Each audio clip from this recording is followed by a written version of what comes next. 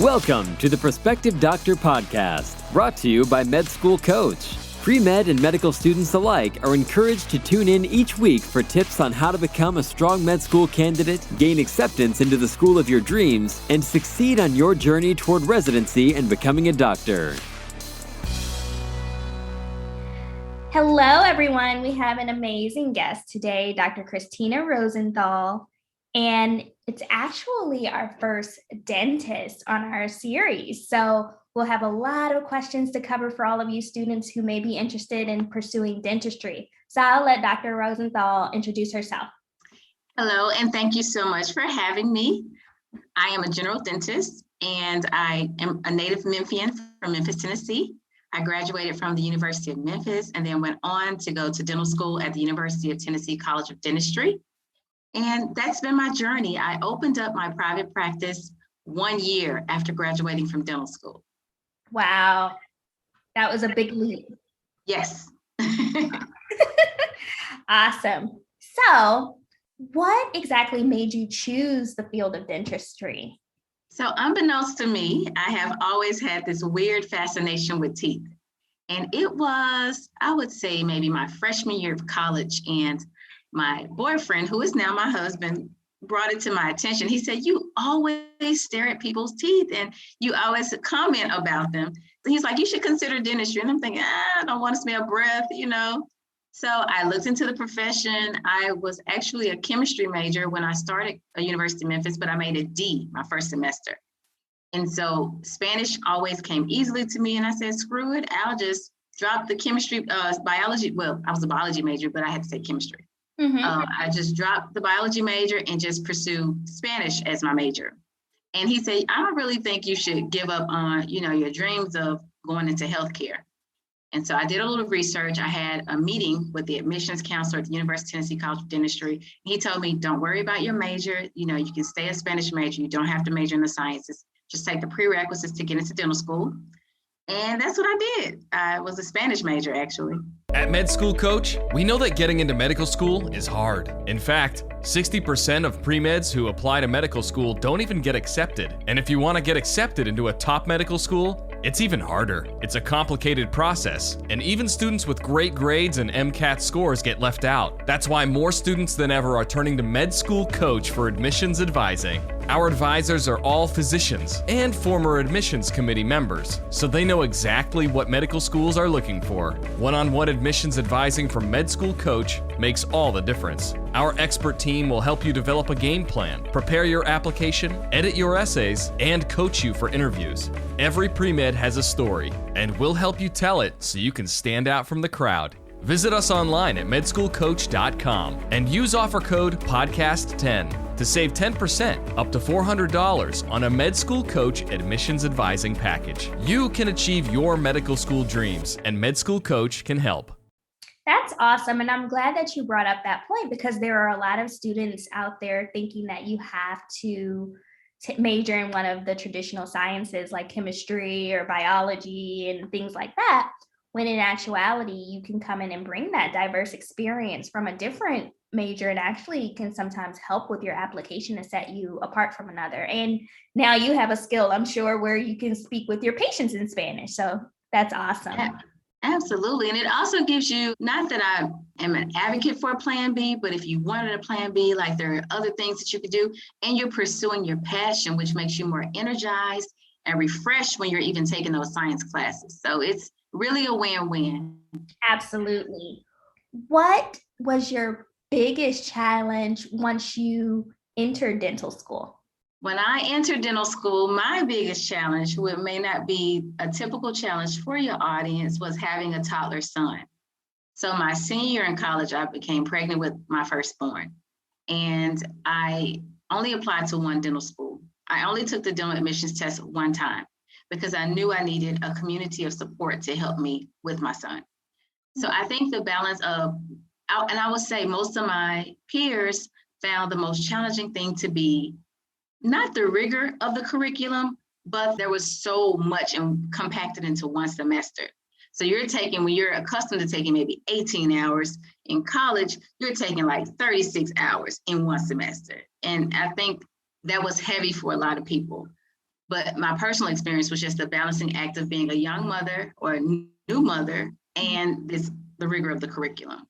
I appreciate that transparency because I know a lot of people on the medical school side can identify with this as well, where they're like, the information, like you all are very bright students and you've gotten this far and you're all able and capable of doing the work, but it's the magnitude of it and the sheer volume. Whereas you may have a whole semester to go through a book. That's one course in one section. Yes. And it's kind of like drinking from a fire hose, if you want to use that analogy that is very common. And then on top of that, you being a new mother, I'm not a mother yet, but I can definitely imagine the support that you need while taking those courses and doing those exams. So it's great that you were able to get that community. Yes. Awesome. So you are the founder of Determined to Be a Doctor Someday. Can you tell us about this organization, what inspired you to found it, and how students can join? Perfect. So Determined to Be a Doctor Someday is the primary initiative of the 516 Foundation. And the purpose of it is to encourage students who come from under-resourced communities, vulnerable communities, or underrepresented groups in healthcare to pursue the different professions. And it's not just isolated to dentistry, although the acronym is DDS. It was inspired by my participation in the American Dental Association's Institute for Diversity and Leadership. And just to give you the backstory of how that came to be, I had a second location or a second dental practice and it closed.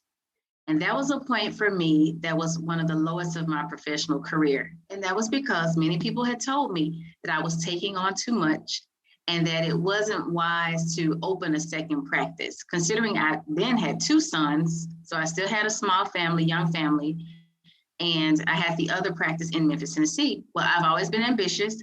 I've always, bounced by the beat of my own drum, not listening to naysayers and others. And I just figured, I'm young. If it fails, hopefully I have time to recuperate.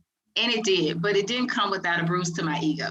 Mm-hmm. And so when the opportunity for the ADA came about, I quickly took it because I needed a chance to get away to clear my head, but it was a requirement. I had to create something that would benefit my community. And that's how it came about.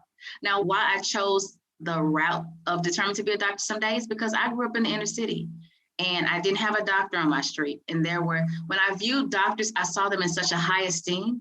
I didn't see struggle. Mm-hmm. And so for me, it was very important that students who enter into any healthcare profession see that doctors are humans and that we struggle and that we come from a diverse set of backgrounds. Not everyone is fed with a silver spoon. Some of us really struggle and climb our way to our professions. And I wanted them to hear that and see that transparency. So that's what Determined to Be a Doctor Someday is all about, keeping the determination despite what obstacle you face. I absolutely love that because there are so many roads and so many paths and so many lived experiences that people have. And while people may see a certain facade of different people, everyone has their own journey and their own story. And it's very important to reach back once you kind of attain what you want to do and seek that connection in that community and have that experience where people can share different things. I think similarly in my experience with being involved in certain organizations, this sounds similar to what the Student National Medical Association is for people who are interested in pursuing medicine. And I think that it's something that's out there to help increase that diversity in the field, because a lot of times we've already seen a lot of the healthcare disparities that are out there, and patients need to connect with people who come from similar backgrounds to them and understand their culture. Yes, that is so critical. And I think that's one aspect of healthcare that's often omitted. We focus so much on the technicality of our professions and just trying to improve health outcomes, but we don't realize that those health outcomes can be improved if there's a level of cultural competence that comes with that. I'm more willing to listen to someone that I know may have had a shared experience than someone who I feel had a background of privilege, because you can relate more to my story. You can relate more to my myths that maybe, dwell within my community. And you would tell me and give me the information outside of judgment. Absolutely. And speaking of your organization and your passions and reaching back, you're very passionate about mentorship. Why do you find mentorship to be important? And how would you suggest that students seek out mentors? Mentorship is very important because remember, you're on a road not traveled. You've never completed a medical school curriculum or a dental school curriculum. And it's important to always have that voice for someone who has gone before you that can maybe tell you some of the pitfalls or some of the successes that, or some of the opportunities that you would not know about had you not sought mentorship. And if you are interested in getting a mentor, this is what I did. I wrote a letter to every dentist in the city of Memphis, every African-American dentist in the city of Memphis, and only one replied. And it didn't matter that I had written 75 letters. All that mattered is the one replied. And she took me under her wing. She took me to dental association meetings. She let me work in her office. And she was that mentor to me. And so if you're looking for a mentorship, first advice will seek out the people you're wanting to mentor you. 2 is just be persistent. And 3, recognize that a lot of people are busy. I didn't take it to heart when I didn't get replies from the other 74 doctors because I knew they had practices to run and families to tend to. But I stayed determined and I stayed persistent. So stay determined, stay persistent.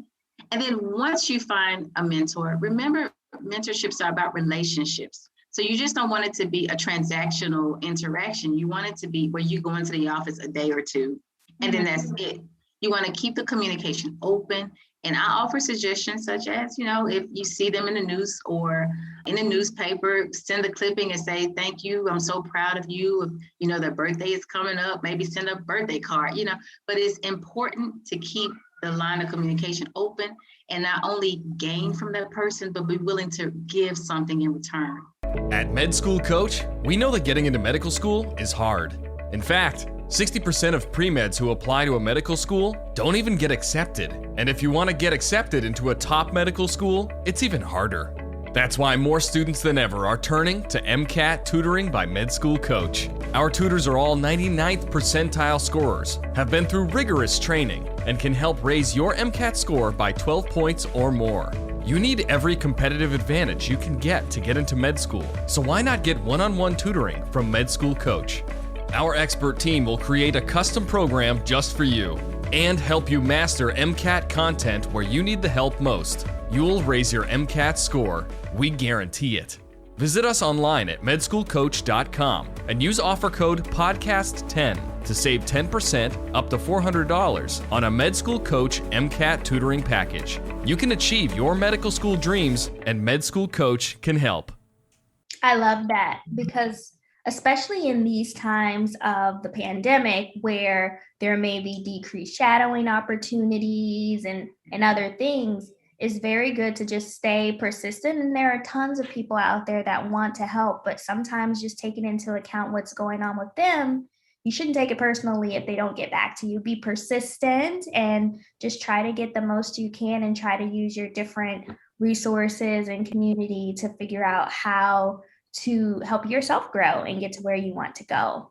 And may I also add just one small point? So there was a doctor I once asked to mentor me, and he just frankly said, I don't have time. And I didn't take offense to that. But what I knew is he was putting a lot of information out on the web. So things that he may not have been able to personally mentor me, but I was still able to be mentored by him from the resources that he had provided. So use resources that people put out there. If there's a question you have about something, Google it, YouTube it, Instagram it. It's your friend, so you don't have to have a personal direct relationship with someone. Even if they're indirect relationships, they are just as beneficial. Absolutely. I couldn't say anything better.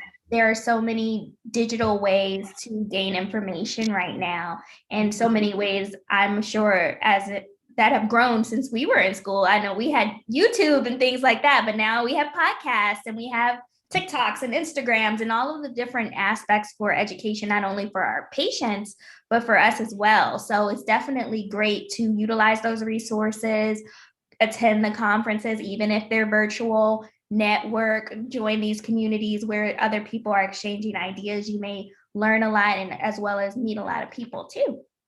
Absolutely. You have your hands in a lot of different activities. You lead the Determined to Be a Doctor Someday organization, serve as the owner of your dental center, engage in public speaking. You've even authored a children's book called You Can Become a Doctor Too. How do you practice work-life balance, and how would you suggest that students who are early in their careers work to find that balance? So when you talk about work-life balance, two words that immediately come to mind are time management, right? So there's no such thing as managing time. You just can only manage yourself within the time. So that's it. And being organized, being structured. And one value I like to add to balancing life is just doing everything with love. Yeah. And I know that sounds like so PC but that is really my truth. When I am with my family, they have my full attention. Even when my boys make a huge mess, I show gratitude that I have children that I can clean up after, because I understand that there may be people who wish they had children, or even my husband. And when I'm in my dental office, some patients, you will find out for yourself if you have not already, can really test every fiber of patience in your being. But I do it with love, because I understand that their fears stem from some place. And I let them know that we'll work through those fears together. And with DDS, when I look at those babies, which are not really babies, they're teens, I see myself through them. I give them the love, the attention, the nurturing, the development that I wish I had as a teen. So just really leading a life of love and putting love and passion in every role you play will make that balance so much easier. And I think that it's when we displace our values, when we displace our priorities, that's when that balance gets off. When I tend to put my business before my family, my balance gets off. When I tend to put my spirituality, my family before my spirituality, it gets off. So I think just having a tier and an order to your life, being as organized and structured as possible, but being flexible and surrendering to all that life can present to you, and just leading a life of love will give you the balance that you seek. I love that so much. It's so important to figure out where your priorities lie and how to adjust them, and then to just go through life with this sense of love, appreciation, and gratitude, because we are very fortunate to be able to share our knowledge, our care, and everything with our patients and our communities. So just taking a step back, because life can get frustrating or scary at sometimes, or overwhelming, and just figuring out where you want to be and how to do that, and just doing what makes you happy. That's right. And always being grateful, like you said. Absolutely. Well, it was such a pleasure to chat with you this morning. If students wanted to reach out to you to learn more about your organization and things like that, how could they reach out to you? So I have several outlets. I'm on Instagram at Dr. Christina, T as in terrific, Rosenthal. I am on Facebook under Christina T. Rosenthal, and also LinkedIn as Christina T. Rosenthal. The website for my nonprofit, Determined to Be a Doctor Someday, is www.determinedtobeadoctor.org. And then I also have a speaking website called prescribinginspiration.com. So those are some avenues you can reach out to get to me. Definitely check that out, listeners, because there's a lot of information out there that you probably could use. And for that, I want to thank you for coming today, and I'll see you guys next week. Bye. Each episode of the Prospective Doctor podcast is brought to you by Med School Coach. To access articles, videos, webinars, and free tools to help you succeed on your journey toward medical school and beyond, visit our website, prospectivedoctor.com. We hope you tune in again next time.